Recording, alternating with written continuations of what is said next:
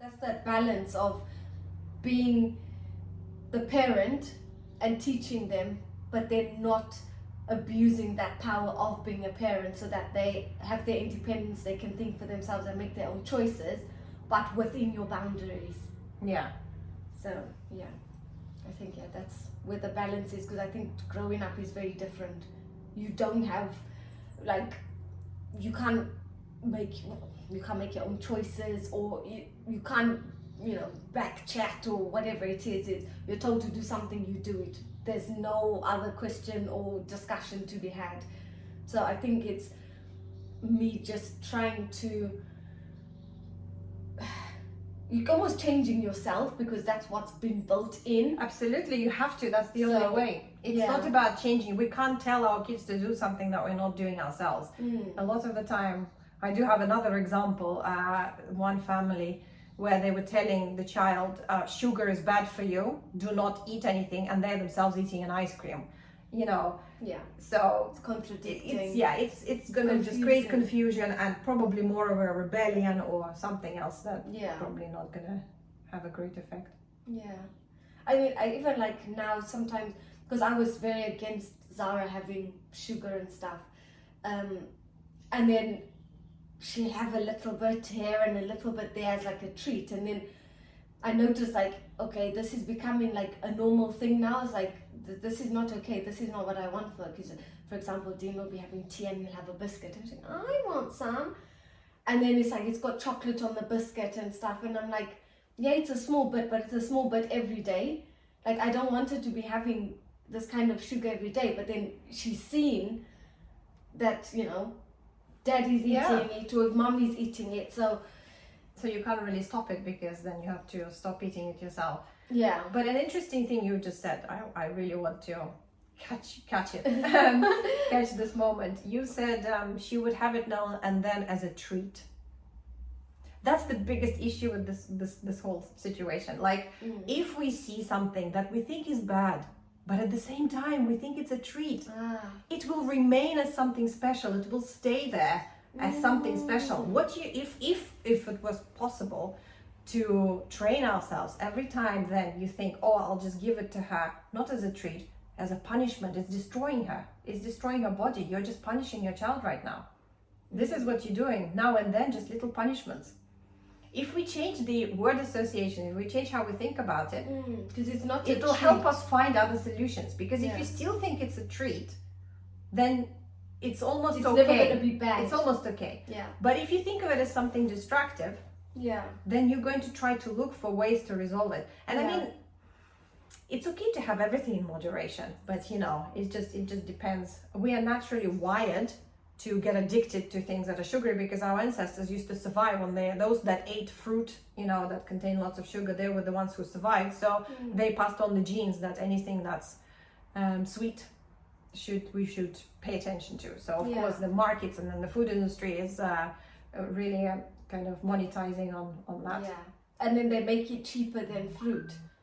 The unhealthy, cheaper, and also a lot of the things that's like the breakfast cereals and things like that are very much targeted at moms. They can, this conversation took an entirely different turn, but those cereals, they say healthy grains, but actually the first ingredient is sugar, first or second, which means the highest percentage of what's in the box is sugar, and they're telling you that it's actually good for you and your kids to get addicted to it, so you can keep on buying more, and etc. It's a vicious cycle. But I mean, it depends what you think about sugar. I mean, you of course can choose whatever diet you feel is right and appropriate for your children. It's just something that's our belief. That's why we just naturally went to that topic. Yeah. I definitely want to make that change to be healthier. I think I have to find the right time where we're both not just wanting. I think because we've had it and it's just so natural, like you just pick up a bag of crisps or chocolate, and it's like a go-to thing that's just so easy rather than healthy. It's a habit. Yeah. What really helps me is to think in terms of nutrition, not calories, because the world is obsessed with calories. Everybody's counting calories. But as many times I've mentioned, it really helps me if I ask myself, is this nutrition? Does this bring minerals and vitamins into the body that help the function of every cell in our bodies, etc.? If the answer is yes, there is nutrients, then that's fine, even if it contains some sugar, whatever. But usually, where there is sugar, there is very little in the way of vitamins. But if it doesn't, then it can't be a treat. You cannot be loving yourself, respecting yourself and treating yourself with the thing that is completely, it's not doing anything good. It's empty calories. It's not delivering anything. Yeah, that's true. So yeah, that's a change definitely. That I think you, as a mom, you feel like, you're being nice to your kid and you're gaining their favor if you just give them that, nice little treat that they sugar treat. Yeah, but really, in essence, is probably just doing the opposite. To retrain and it makes myself. them act out as well, because then they just like on a mad sugar rush and they're bouncing off the walls. But then they crash. That's the other problem with the sugar high. Yeah. And then you always come down crashing. Yeah. So that's a hard one. So that's going to be a change. So it really helped me to change from the treat aspect to actually causing damage. So once I've made that switch, it really helped to think of it differently and to actually say no quite easily to these sort of things. But I mean, another thing is we think it's a treat, but for example, Gregory, because I'm very into sort of organic, more vegetable, he's on a pescatarian diet more or less. He has embraced it to a degree that even if we bake something, we actually started attempting baking with like gluten-free. He's celiac, so that's a necessity, not a dietary thing. So like a fruit pie of sorts, right? So it was full packed of apricots, plums and apples. So there was a little bit of sugar. We usually try to use either maple syrup or like coconut sugar, like the more healthy alternatives to sugar. But the point is, even when we bake it, even if it's sometimes it's less sweet because of the fruit, it goes a little bit sour with a little bit of sweetness, it's really nice. He doesn't have much because he's not used to it. He'll just have a few bites and he's like, oh yeah, that's nice. Oh, can I have an apple? Can I have a banana? Oh. That seems to be now more natural. He seems to prefer it. That's what because Zara the was taste like. is so. Also, the sugar it numbs the taste. So once we have sugar, we need more extreme tastes of everything, or flavors rather. We need more extreme flavors in order to be able to taste things and to think that that's what we're enjoying. But when the palate is really clean and clear, like he's really enjoying like sugar snap, and like for him, carrot is sweet. He's like, oh, that's a nice sweet thing. Yeah, Zara was like that. Like one time we went to some soft play thing and I took her to the thing and I was like, what would you like? Like there was biscuits, cakes, all sorts, and she went for fruit. And I was like, that felt like a really proud moment for me. And like even now, she absolutely loves her fruits, but I think because she's had that taste of sugar, she will ask for it now and then, especially if she because sees it's so much us. stronger, it's so much more extreme. Yeah, if she sees us eating. But then if I say no, she's like, okay, and she'll just that's nice. carry on playing, or she'll have a fruit, or I'll give her that's good. something healthier.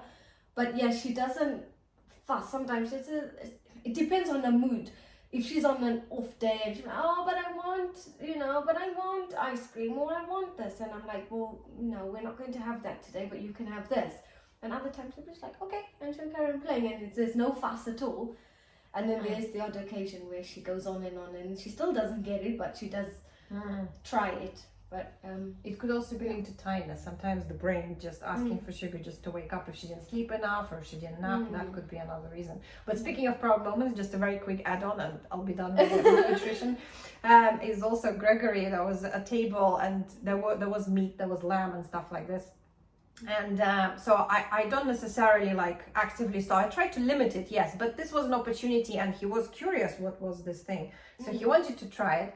So he did take a piece of lamb, he chewed it a little bit and just went, that's for you, he says, that's for you, mommy, no thank you. And I was like, yes! Like, we don't need to be eating. I don't have a problem with him eating meat occasionally. We did start to introduce a little bit of chicken, a little bit of turkey, stuff like this, but it's it's like once a week, or twice a week or whatever. It's not a strict thing, but I would still make an emphasis. I don't want to limit. I don't want him to not know the taste of things, so it's not like a strict diet of some sort. But I just want him to have the taste, and then like now I'm observing him and I can see that he's actually at 3.5, he's making the right choices from my perspective without me forcing him, without me forcing him to do so. Yeah. Because he keeps trying and just basically say, oh no, that is not working for me anymore. Oh, that's really good. So yeah. It's Anyway, paid off. yeah. So we'll end it here. I do actually have another example, but we'll